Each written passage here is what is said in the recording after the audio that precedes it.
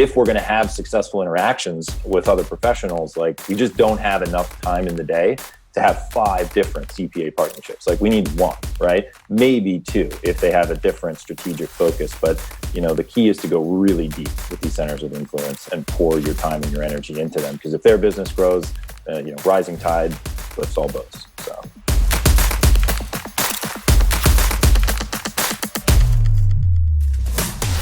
Hello and welcome to the Model FA podcast. We had great response to our last roundtable discussion, so we are back this time with some more questions from you out there in podcast land. So thank you for writing in, asking those questions, and hopefully our discussions will give you some fodder for thought and help you kind of as you're transforming your business. So real quick, as we get started, if you want to just quickly introduce yourselves. I think most people know who you are, but just a quick little introduction, that'd be great, please, guys. You got it. Yeah, I'll go first. Patrick Brewer, the usual host of the Model FA podcast. As Eric said, we've kind of been testing a different framework. I'm the founder of Model FA and also CEO of SurePath Wealth here in Austin, Texas.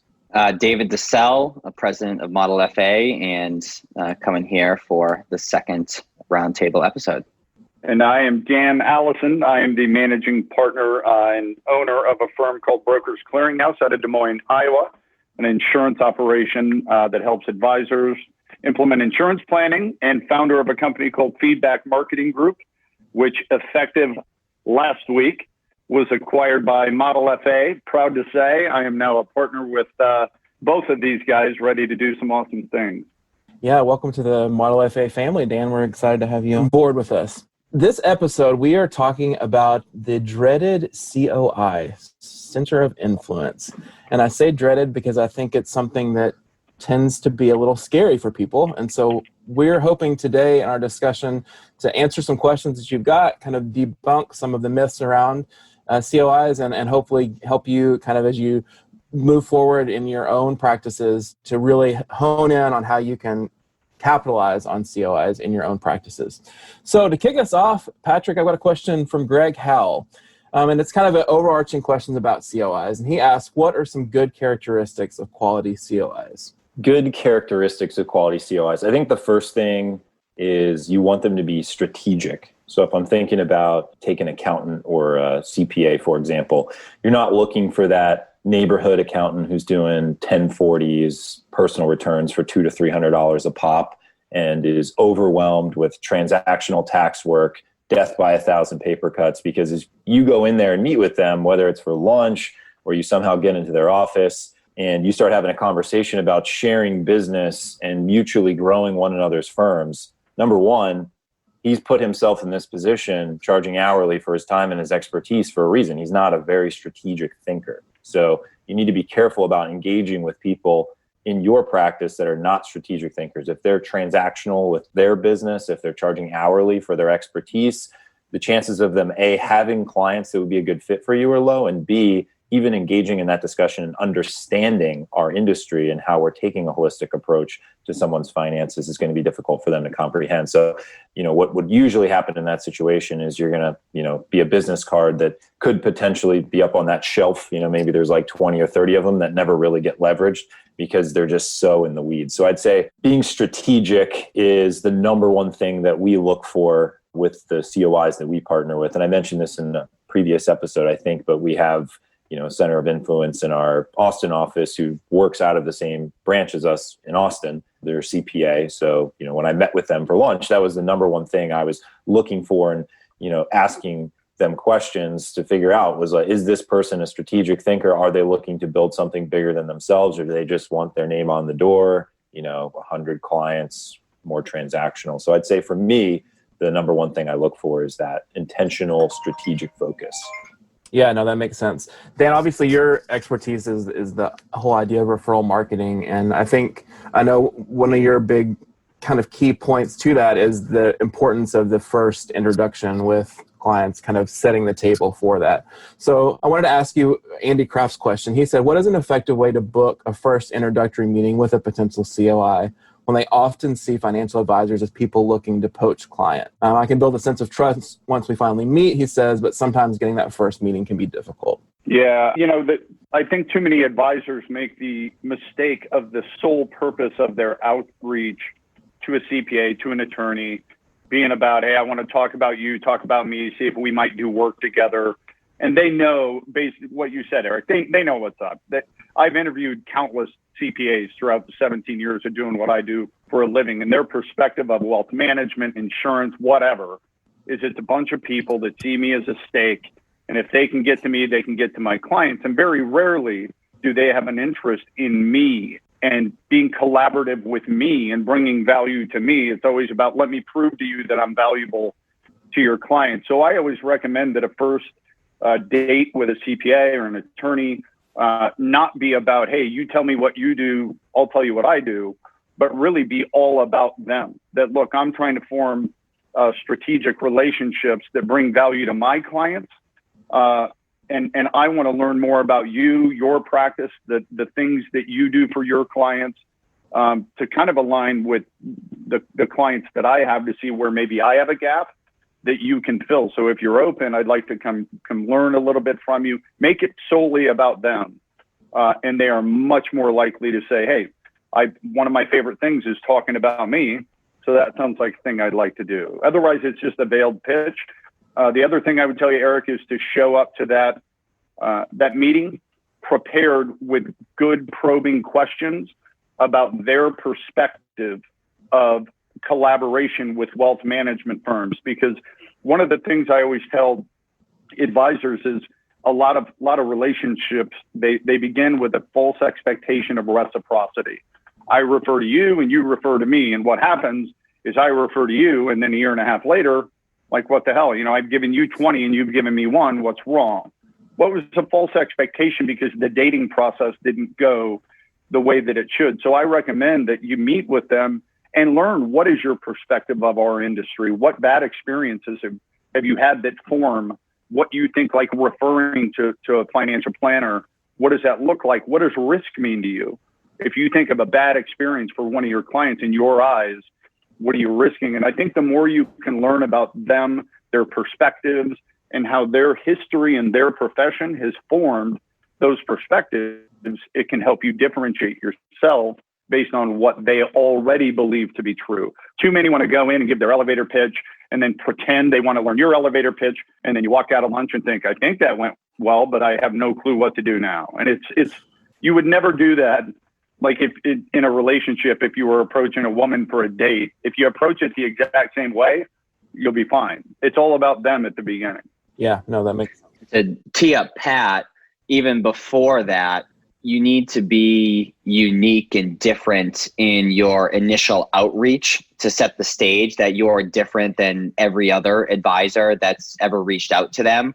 And Pat, you had done a unique approach with video with David French. Maybe you want to talk about that as the initial outreach to differentiate yourself up front. Yeah, for sure. Well, the first thing is you need, and this goes back to Dan's point, you need something of value in order to be perceived as someone who could potentially be valuable to them as a professional, as a collaborator. So for us, it was finding a couple clients in advance that needed help with tax planning and tax preparation. And these weren't just the usual $300 to $400, 1040 clients. It was business owners who may have a need for accounting and bookkeeping, and $3,000 to $4,000 plus tax returns. And the strategic CPAs, those tend to be the clients that they're looking for. They're wanting those multi-$1,000 tax engagements and then ongoing monthly accounting and bookkeeping. So the first thing is understanding, what is this accountant looking for? So I found a group of 3 to 4 of those clients who had, I've talked to over the months and said, hey, do you need help with this? You do? Okay, great. Let me go out and find you a person.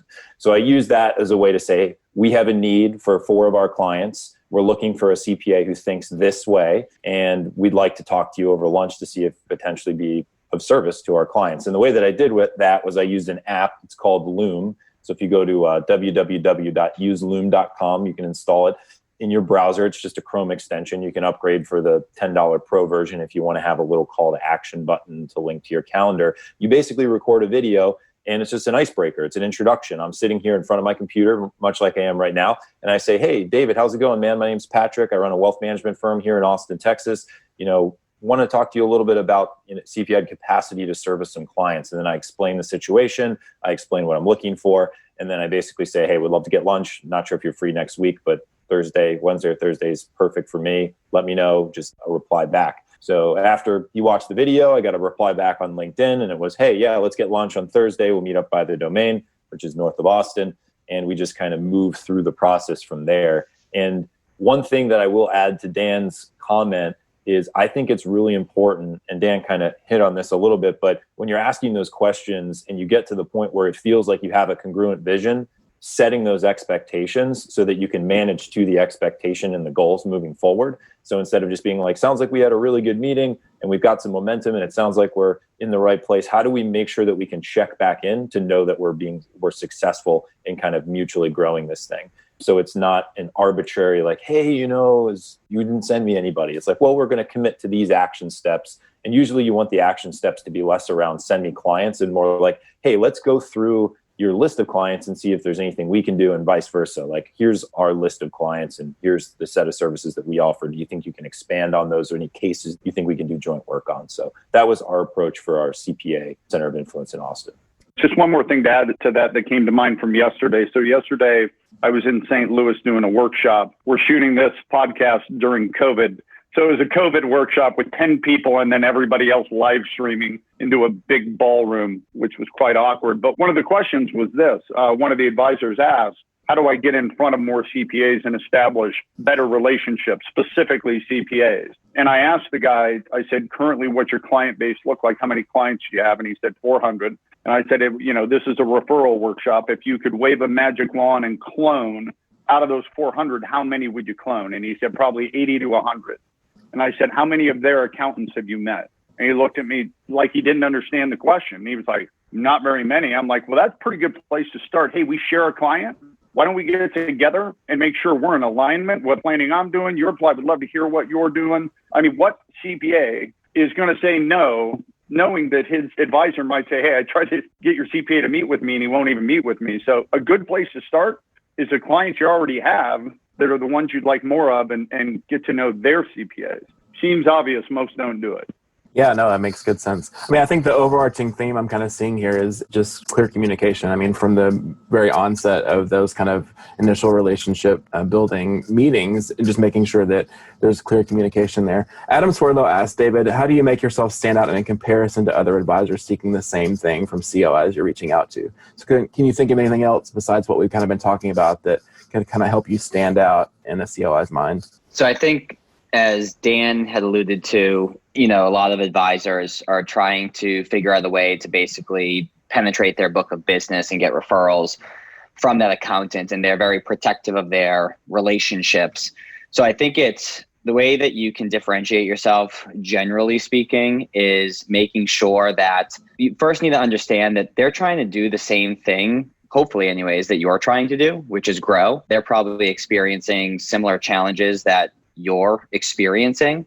So rather than just thinking about sending business back and forth, why not instead collaborate on what you're doing to improve your businesses? So what tech are you using? What are you doing for marketing? Are you creating content? Is that other person creating content? Or can you say, hey, I've been working with this coach or consultant, or I've implemented this strategy. I wanted to share it with you and see if you can picture implementing this into your business. So if you can remove yourself from that, let's just send business back and forth assumption that they make oftentimes, and instead serve as pseudo consultants for one another, and as a think tank, as a mastermind, whatever you want to call it, it's all the same stuff, and actually take a liking to understanding how they actually operate within their business, and see if everyone has scotomas, blind spots, where you're doing the same thing for so long that things that someone else may think are super obvious just by taking a peek, they've missed for years. So if you can shed light on some of those things, make those suggestions, they're going to see that you actually care about them, their business, and their clients, not just their clients. Yeah, no, that makes perfect sense. Patrick, how do you think you can kind of work towards staying top of mind with COIs? Obviously, you're sharing an office with some, but I mean, aside from that, I mean, Dan and Troy is curious how we can keep top of mind. I think the key is figuring out ways that you can do it in a leveraged way, right? Where you're not having to spend your entire day, like 8 hours a day, trying to maintain top of mind awareness, but you're also getting those systematic advances in the key relationships that you're trying to build with centers of influence. So I think it starts with a level of intentionality, right? So you need to be intentional about who you are, who you serve, what is your unique value proposition. So if I'm, let's say, going to target business owners and entrepreneurs in my practice, that sets me up really well to work with strategic CPAs, tax attorneys, attorneys that may focus on startup, formation and, stock options and things of that nature. So there's a number of different centers of influence that I can focus on, right? But a lot of who I focus on and where I push out content and try and build relationships is going to be based on decisions that I need to make at my stage first, at my level first. So I'd say the first thing is get clear about who your target client is, what your kind of niche is going to be. And then from there, you'd create a list of all the centers of influence who could potentially interact with those people. After you do that, then you need to figure out the best way to interact and try and figure out ways that are more creative than your competitors. So what a lot of advisors will do is, they say, I need to network, I'll go to the local BNI. So they go to the local BNI.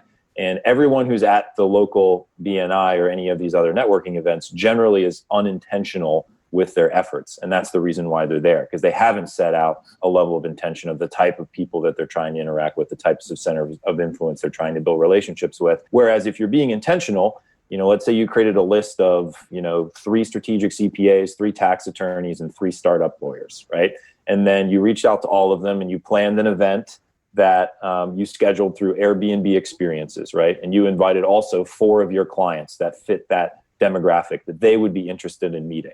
And you planned this, like, let's say a little bit like a wine tasting or something in Austin. And you did that through Airbnb experiences and it cost you $20 per person to get tickets to that for everybody. So you bought the 4 tickets for your clients and you bought, let's say 3 more for the potential centers of influence. And you reached out to them and said, hey, Brian, who's the strategic CPA, I'm doing a wine tasting here in Austin. It's in 2 weeks. I'll be bringing 4 of my large clients. They're entrepreneurs in the local area. A lot of them have expressed an interest in getting some advice around tax planning and CFO services. I'd love for you to come. I know we haven't met, but I think this would be a great way for us to meet one another. That's a perfect way to maintain kind of top of mind awareness, but also strategically advance that relationship with Brian, the CPA. Hopefully you've met him once or twice before, because that's a little bit cold to invite him right to a wine tasting. Maybe this is someone you've already taken out to a lunch or a coffee or something like that, but you get the idea. And then as far as kind of doing that in a leveraged way, I think Dave speaks a little more than me at this point, since he coaches so many advisors on how to do it. But it's really about putting out your signal into the marketplace through LinkedIn, through Facebook, through email, newsletters, really just pushing out content. Hopefully it's video or audio so that they can learn a little bit more about you and how you communicate, and they can kind of build that relational connection with you. But written communication is fine too. It's really figuring out which medium you find the most comfortable and you're the best at, and then committing to a level of consistency and pushing that content out on the right platforms. So I think it's a combination of strategic advances that are backed by an intentional focus, and then, picking which content medium is the most comfortable and best for you, and then pushing it out on the platforms that have the highest likelihood of those centers of influence seeing it and interacting with it. Yeah, and with so there's those macro events or touch points, be it a lunch, a wine tasting, a meeting, something like that, where it's a literal exchange of your time. And as Pat alluded to with the leverage stuff, if someone logs on LinkedIn and they log on Facebook, then they log on Instagram, and they see your face, they hear your voice, they get a feel for the way that you write. Everything that you're posting is of value and not overly polarizing per se. You got to obviously suggest that you stay away from anything that's polarizing regardless of the topic. And just making sure that they have an opportunity to get to know you from afar. And what you're leveraging here is simply the law of familiarity, right? The more they see you, the more they're going to trust you. So they're going to go through that trust curve that much faster. And the importance of being relevant. And Eric, I think you said that Danton asked this question. So Danton, for this piece specifically, it's making sure that when they come across an opportunity, you're the person that they think about. Like, without even having to think about it because they just read a post from you earlier that day, or they saw a video from you the day before. So making sure that you're constantly in front of them. And at the end of the day, sometimes people are worried about, what if I'm posting too much? Is it going to get annoying?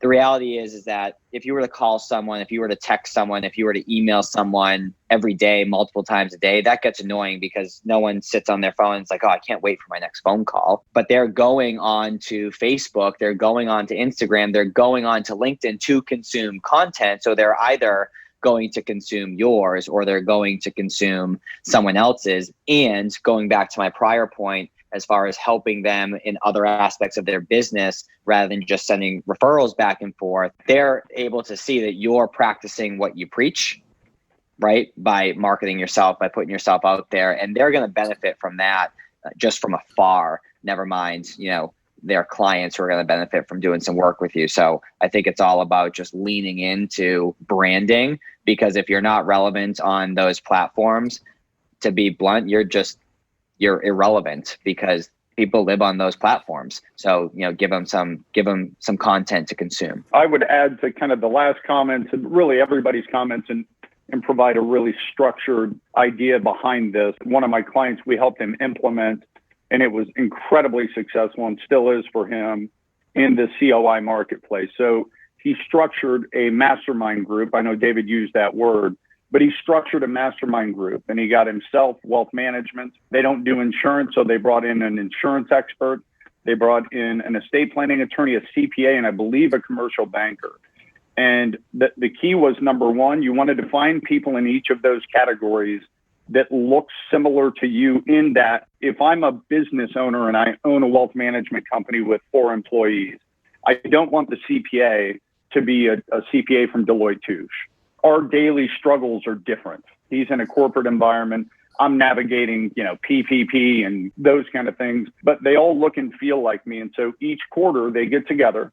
They have a very structured agenda, which is, what's going on in our industry right now that's positive from the lawyer's perspective, CPA's perspective, my perspective. What's going on that's alarming or negative? What's going on in our business that is positive or alarming? And then specifically in our clients' lives, do we have any clients going through complicated situations right now that you guys could help me troubleshoot? So what they do is they meet, they have a very structured meeting, then they have some fun, some cocktails, a nice dinner. But then once a year, they put a program together with all their clients, collective clients, as a client appreciation event, where each of them plays a role at delivering content to the audience based on what's going on in the world. And he's had a tremendous, instead of going broad and shallow, he went really narrow and deep. And these are like his best boys now. And they know when I got a client situation, that CPA is no longer handing out 3 business cards and saying, call whoever you want. It's no, go talk to my guy, Pat. He won't let you down, because they built that kind of trust. So that's easy to do. Anybody can do it. Everybody would want to be a part of that. Any CPA or estate planning attorney. And if they wouldn't want to be a part of it, you wouldn't want to work with them anyway, because they're not forward thinkers, Love that. Yeah, I think that's really important. The idea of going deep versus wide. I mean, when I first started doing outreach to find CPAs, the first meeting I had was a lunch meeting. And at the end of the meeting, it was like, oh, send me your brochure, give me your business card. And, I'll go up and I'll see if I have any clients that might be a good fit for you. And I just said, no, why would I do that? And then it just opened up a conversation where he had never been asked that question before. He's like, well, that's what I just do with advisors. They send me their brochure and then I get their business card. And I'm like, well, I'm not willing to do that because it doesn't produce good results for you or me or the client. And then it just was super awkward, but that's okay, because, if we're going to have successful interactions with other professionals, we just don't have enough time in the day to have 5 different CPA partnerships. We need 1, right? Maybe 2 if they have a different strategic focus. But, the key is to go really deep with these centers of influence and pour your time and your energy into them. Because if their business grows, rising tide lifts all boats. So that's deep. I guess that's the saying. You need to trademark that. That's good. I like that. I feel like that's a pretty common one. I've never heard that before. No? Okay. It might not even be a saying. I don't even know. It is now. I think what you guys are saying really is, it's about being consistent with the communication. Whether that's with a mastermind group, whether it's with, posting online, whether it's, connecting with them, however that looks like, the consistency there. I mean, it makes sense. If you want to stay connected with somebody, be consistent with your communication. So that makes sense. Dan, Matthew N says, how do I get a COI on board without coming off as help me? help me grow my business? Yeah, I think his question is how do I avoid sounding desperate? The first key is to not be desperate, or be brilliant at masking it. Because if you need business right now, they're a tough marketplace, because you got to understand, any CPA that I have lunch with that immediately refers clients to me, that's a red flag. A lot of, especially the quality CPAs, it takes a little while to establish trust. You've got to be patient. You've got to focus on delivering value beyond, like David said, your actual value proposition to the client. You've got to have a value proposition to the CPA and what you're able to bring to them, whether that's educating them on what's going on in our industry and how that might impact their industry. I gave the example of the guy who does the mastermind groups.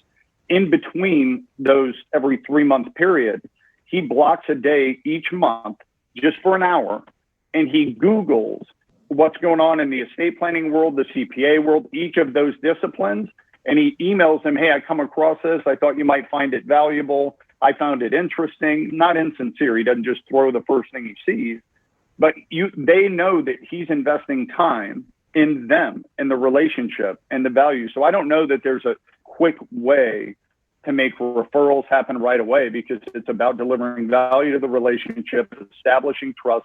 You got to understand that I always say the number one characteristic somebody has who's a good referral source is they find so much value in what you provide that they're willing to take the risk and compromise a very important relationship. Well, those two variables, value and risk, are defined differently by every professional you will ever make. And the key is to learn for them, what does value look like so I can drive it up? By default, risk goes down, and that's when referral occurs. But when I walk into that lunch, he needs to understand risk is here and value is here. And if I think I can go in and just say, we're a comprehensive wealth management fiduciary fee only, blah, blah, blah, and have the CPA be like, oh my God, where you been my whole life? Here's my book of business. It's never going to happen.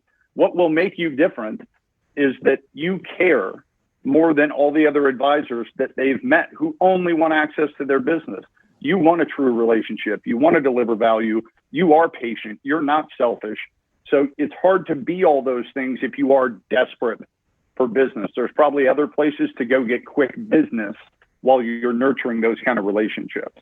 I'll add something real quick. I think the important thing to address before you even get to reaching out to COIs, if you feel like you're desperate in any area of your business, is to address your mindset around, what is your frame on the world right now? And there's a couple really good books that I generally recommend to our coaching clients to kind of get started if they feel like they're going through imposter syndrome or they have a level of desperation around outreach, prospecting, referrals.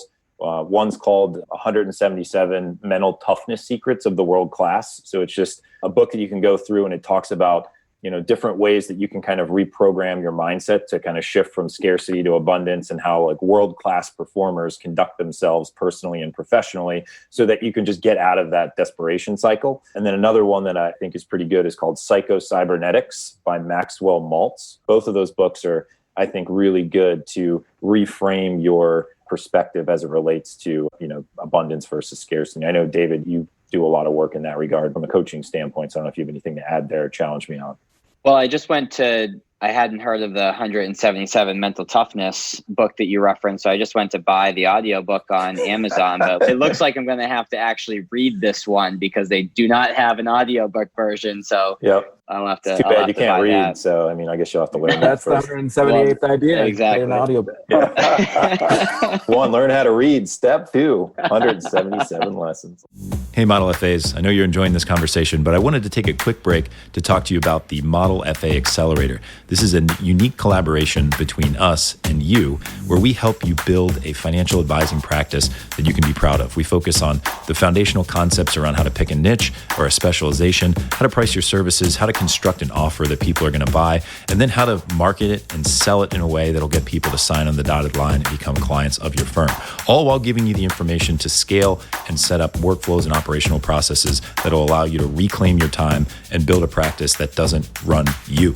So if you'd like to hear more about that, go to www.modelfa.com/accelerator or www.modelfa.com. Hover over Work With Us and click on Accelerator. Hope to see you in the program. Well, Dan, you mentioned a word that I think is important, and it's value. And there's a couple of different questions that we've gotten about that, so I wanted to ask you guys. Patrick, Eric Cooper says, how do we add value and stay engaged when reciprocity is thematic but not equal? And he gives an example that his main estate planning attorney probably gets a lot more referrals from him than the other way around. And so I'm just curious what your thoughts are on that.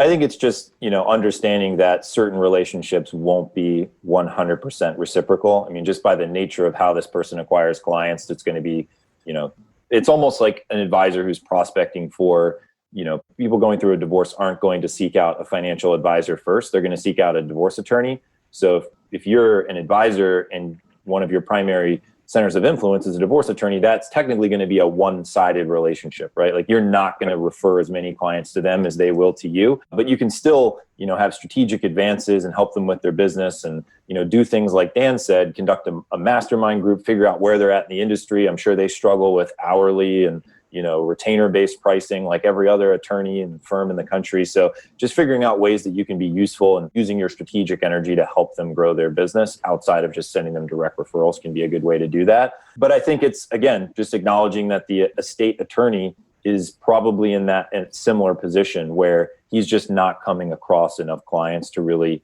feed you and help you grow your business. It doesn't mean he's not useful and he can't help your clients. So I think it's bringing those people together in a framework like a mastermind where you can share business, not only share business, but business building principles, and then lean into the relationships that may be a little bit more one-sided for you, right? Like a CPA or, some other attorney, depending on your niche and your focus and your target client. I don't think you want to force it. I don't think you want to make it awkward. I think there are relationships that you will have that are productive, and those people can be of service to your clients, but they're not going to be fully reciprocal. And I don't know if Dan or David, you guys have something to add. It sounds a little fluffy, but we always make the assumption that the value needs to be business oriented, but there's also a lot of value in just building a relationship, like just having a relationship with this person, right? Sharing some of the personal development books or podcasts or, blogs or whatever they are that you're actually consuming that have been impactful for you. And, just taking a liking to their personal life as well. Again, when they come across an opportunity that may not be every single day, they're probably going to send it to the person that they like the most, right? So there's a lot of value in just building upon that relationship and showing this person that you care about them and not just their business. So, Dan. Yeah, just 2 quick points. I used the term earlier, false expectation of reciprocity, and nowhere is that more appropriate than the estate planning attorney. If you think about the idea of a couple waking up in the morning and saying, I think we need to go get an estate plan done today. That doesn't happen. Sorry. The estate planning attorney is at the end of the planning process most of the time. Now, there's certainly exceptions, but I did a lot of consulting work with a group called Wealth Council, which is the largest organization of estate planning attorneys in the country. I think, like 1,500 members. And they would most of their conferences are about how do we establish relationships with financial advisors so they'll refer business to us. Then I go to the LPL conference and they're all about, hey, how do we get attorneys to give us business? It's like everybody's trying to figure it out, but nobody's talking to each other about, hey, how do we have relationships? So number one, the estate planning attorney genuinely is not normally the originator of a relationship. They are more transactional than we would think, and they would like to admit. I just got my estate plan redone after I bought Brokers Clearinghouse, and it was a transaction. It was valuable. It was good, but it's done, until I have to have it done. So that's number one. And number two, you got to understand their perspective. Genuinely, most of their business comes from referral from financial advisors. So in their mind, if I refer you a client and my other people find out, I've just, cut off my referral sources. That is too risky for me. So what I say with estate planning attorneys, find one who does incredible work and makes you look incredibly good when you refer clients over to get the work. Don't focus on reciprocity or you will always be disappointed.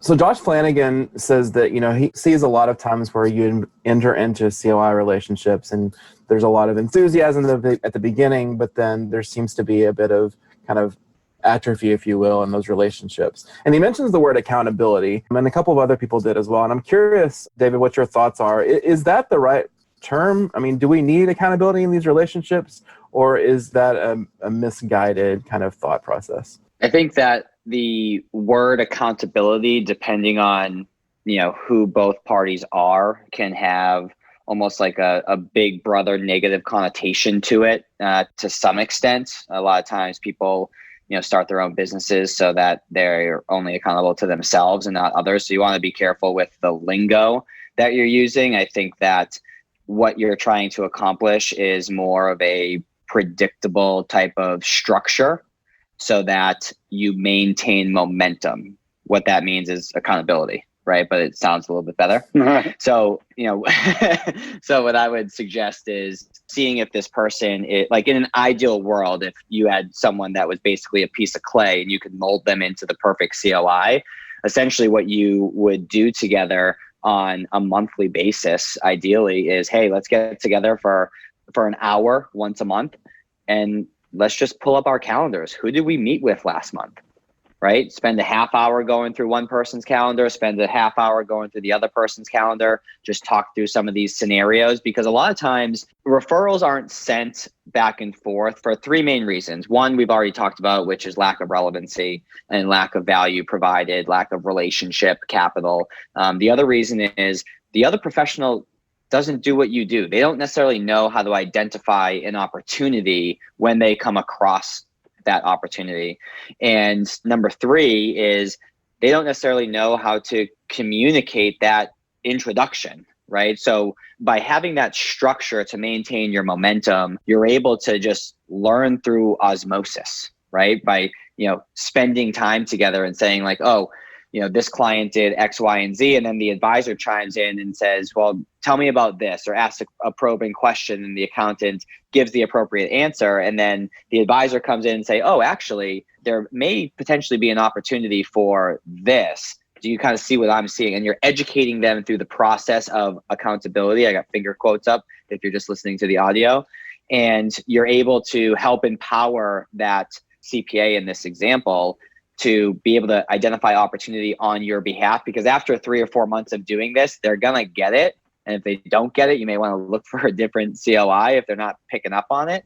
And you're also able to share with them in real time, hey, here's how we should go about this introduction. Let me know, like, the client better than me, so I'll lean on you, but here's typically what works. Because a lot of times too, these other COIs, especially, loan officers, realtors, all of them, CPAs, attorneys, all of those people have the luxury of working with folks that have deadlines, whether they're legitimate deadlines like tax season or just emotional deadlines. I really want that house. There's no financial planning season. So when they say, oh yeah, I gave them your card, didn't they call? Well, no, they didn't. So you have to help educate them on how to go about a proper introduction for your industry specifically, because it's different than their industry. So I would categorize that as more creating structure to maintain momentum so that the two of your businesses can actually grow, if that's the intention at the beginning, which I would guess 100% of the time it is. That makes perfect sense. So Dan, Gary Pia says he'd like for you to address the barrier that so many advisors have, thinking that CPAs and estate planning attorneys know what financial advisors do. He says they don't. They put us in their mental, quote unquote, stockbroker file, the one right next to fortune teller and used car salesman, which is also raises the barrier of the quote unquote reputation risk they take by making an introduction to us. So I think this very much ties into what you were saying, David, but I'm curious what your thoughts are on that. First of all, the perception is real. That's not made up. The majority of CPAs hold themselves on a pedestal. They've been told you're the number one trusted financial person in people's lives. And I think too many look, I bought an insurance company 3.5 years ago or 3 years ago. nobody gets looked down on more than we do. And I always tell our industry, when you look at what we do for people, there's not a widow alive that got a death benefit check that looks down on our industry. And I think we allow it is our problem. We allow it by intimidation and by not approaching them with valuable information and education. The reality is, if CPAs knew how to do what advisors do, there's no way they'd be a CPA, because you can make 100 times the money gathering $1 billion of assets than you can doing tax returns, even for the wealthiest business owners. However, it is our job, I believe, to overcome that stereotype and to understand that it exists. You've got to approach CPAs, or really anybody, that they've got a preconceived notion of you based on your industry. First of all, you don't go into it defensive. We've earned the reputation that is bestowed upon us, because there are a lot of salespeople that sell the wrong stuff in the wrong way, unethical. We wouldn't have to have all the standards we do if that weren't the case. So understand, that's not, them personally feeling a certain way about me. They don't know me. So my job is to go in and completely change the perception of that person through not behaving the way that stereotype does, through behaving the opposite way, which is, again, why I said you can't go in there with a feeling of desperation. When I go into a room with a large RIA on behalf of my insurance firm, many times I've had them say, you don't look and speak like an insurance person, which is both an insult and a compliment at the same time. But it's because I don't go in saying, I can solve all the problems that I haven't even identified you might have. I go in completely selflessly and tell them my job is to explore, is there potential mutual benefit here in our relationships? Can I drive value to you and you to me? Because only when we can say yes to that, do the next steps make any sense. I'm going to ask you questions, learn about you. Certainly you can ask me questions. And at the end of this meeting, if we feel like, hey, there's a reason to talk further, let's do that. But if there's not, let's acknowledge that. We're both grown-ups. Both of us can handle that. My old partner always said that yeses are great, nos are revealing, maybes will kill you. So the quicker I can get to no or yes, the better for everybody. So I don't know what David's I love that. About, but I'm just laughing because I think it's awesome just to say, hey, listen, we're grown-ups here. Except for you, David. A lot of people, when they're in these professional conversations, they don't act like grown-ups. Yeah. With communication and with giving you an answer. It's like, hey, just give me an answer. I like that wording. I went out when I was a lot younger and didn't have a lot of the confidence I have today. And I had met for lunch with this dude probably 7 times or 8 times. And, there was small talk and this and that. And then it'd be like, all right, well, hey, it was good to see you again. And finally on the 8th time, I said, look, dude, I'm going to come clean. We have been walking around the bed naked for like 8 months. At some point, we got to get in bed or make the bed, put our clothes back on, and go walk around other people's beds, because this is silly. And he died laughing. He's like, I was trying to figure out where any of this was going. I'm like, dude, I'm scared to ask you. You're scared to ask me. And we hit it off, and we had a great relationship. But only when you let your guard down and be transparent do you get anywhere with anybody. And if they're offended by that kind of crap, I don't want to go to lunch with them anyway. I don't want to hang out with people like that. Yeah, love it.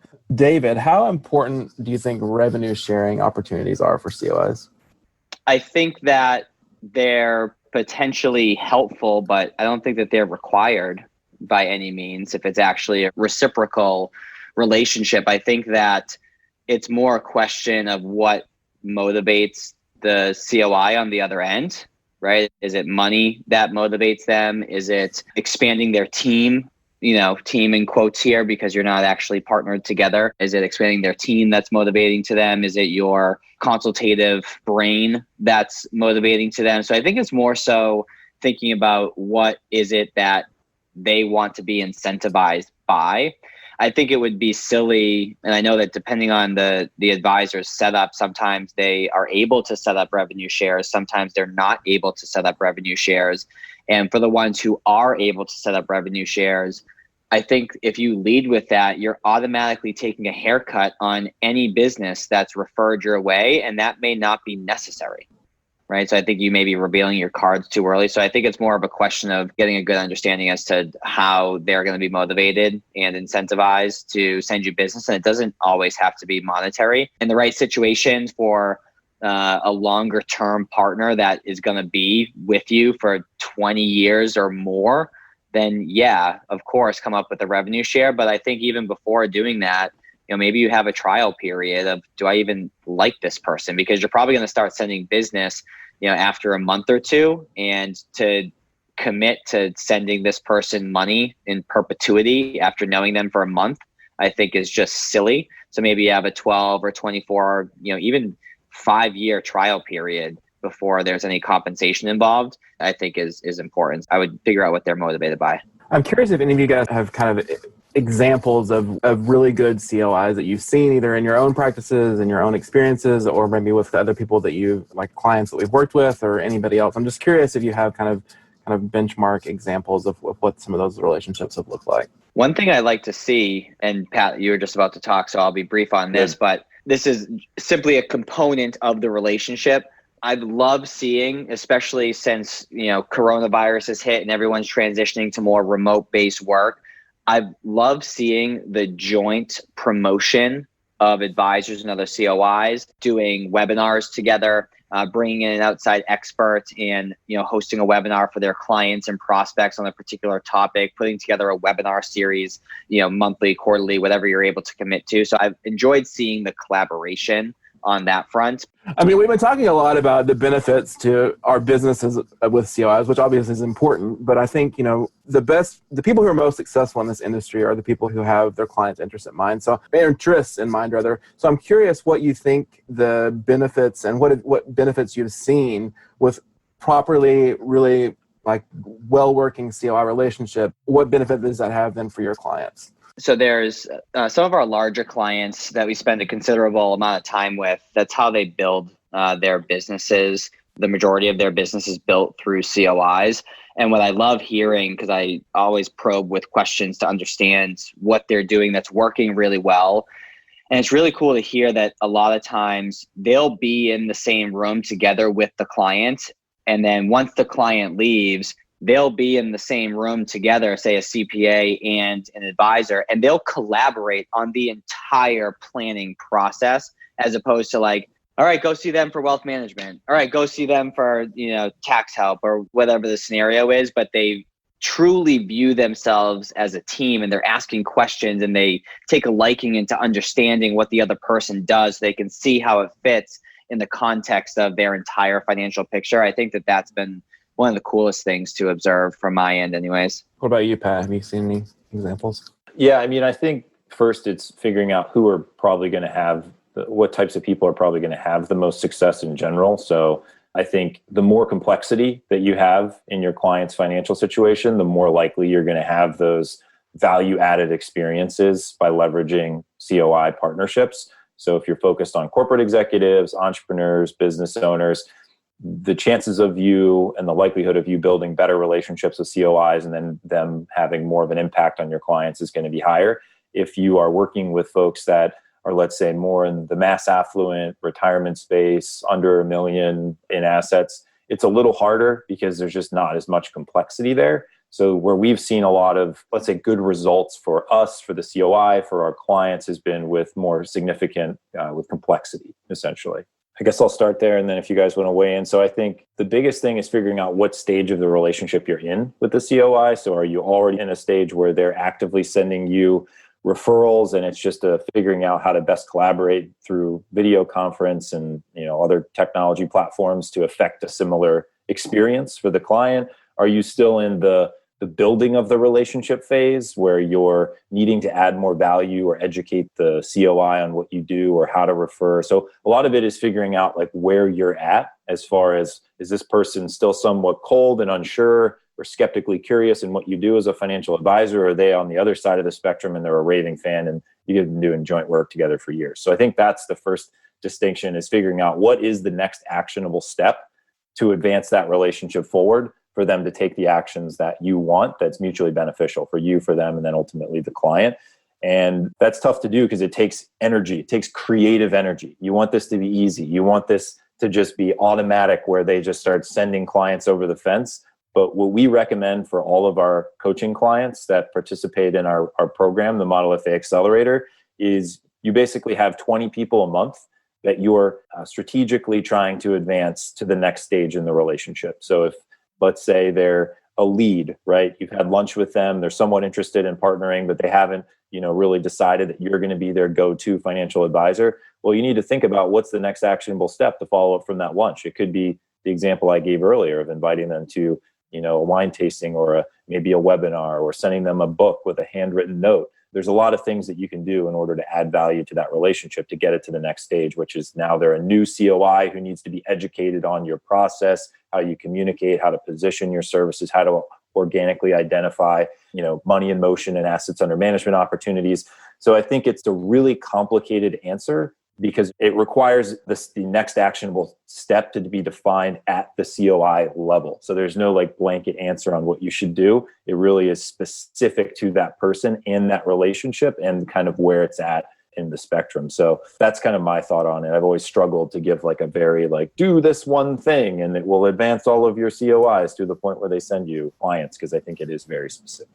All right. Well, to wrap us up here, obviously, and you alluded to this a little bit, David, but we're in a weird time, as we all know. So, David, you alluded to this a little bit, and I think there is a real beauty and a benefit to being able to sit in the room together with COIs and kind of talk through clients' scenarios and situations. But obviously, we're in a state of the world where that's not possible at all, maybe, or definitely not as it once was. So, how do you guys think that we can take these COI relationships during the current situation in the world with COVID and all the other craziness and kind of advance them forward and benefit our businesses?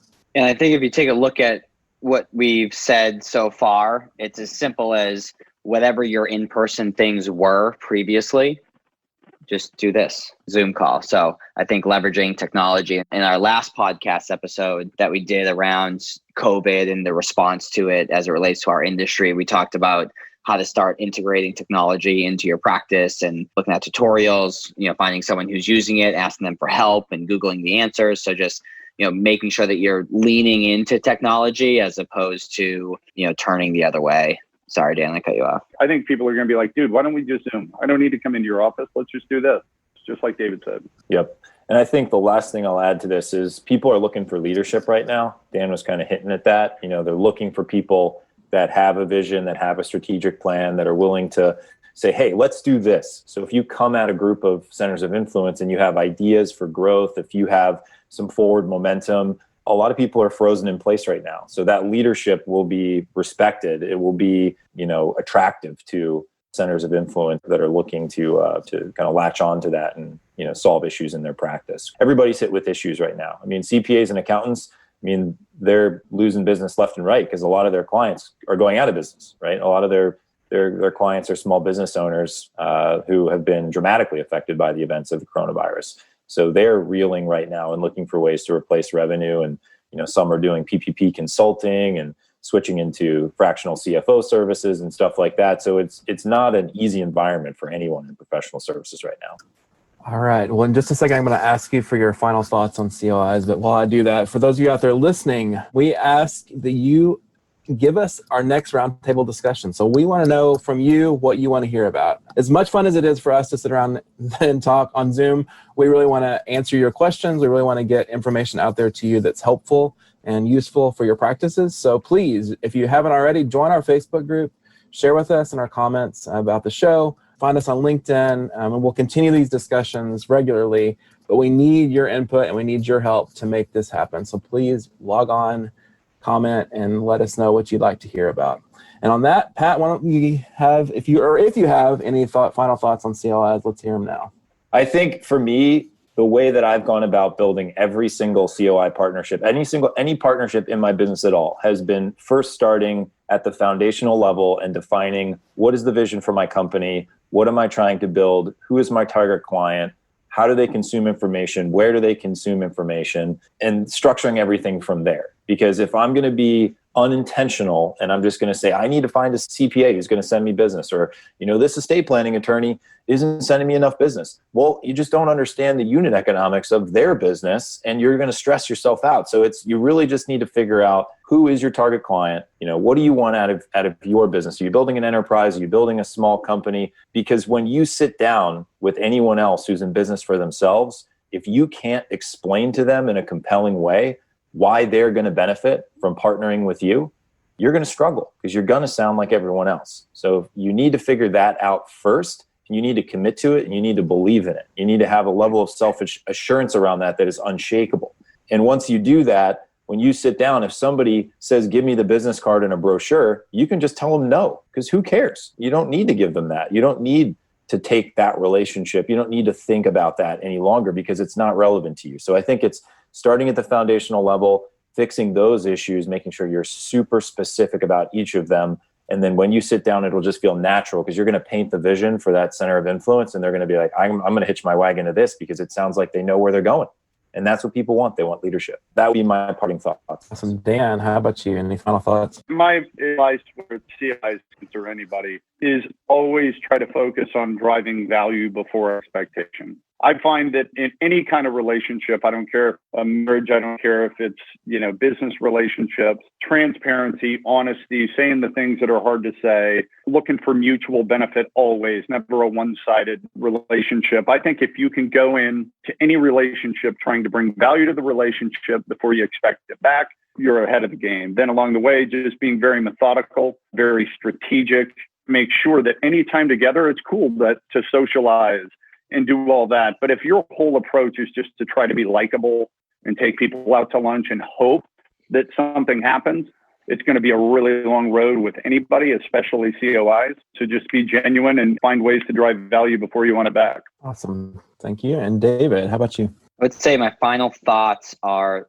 twofold. Number one is think about your business, and there's different aspects of your business, right? There's marketing, there's business development, there's practice management, and there's plenty of other things. But just to stick with those three, you're probably not an expert in all of those areas. There's going to be something that you're really, really good at, right? Maybe it's the marketing piece, maybe it's the practice management, maybe it's the business development. Whatever your gift is, share that gift with that COI. Help them market. Help them develop business, help them with their systems and processes. So leverage the gift that you have and share it with others would be number one. Number two is don't view these people as a COI, view them as a human, an actual person that you care about, that you want to genuinely help, because they get approached by people like us all the time. And they're going to notice a difference if you actually take a liking to them as a fellow human being. So don't even label them as a COI, label them as a friend, label them as a human. And I think that in and of itself will go a long way.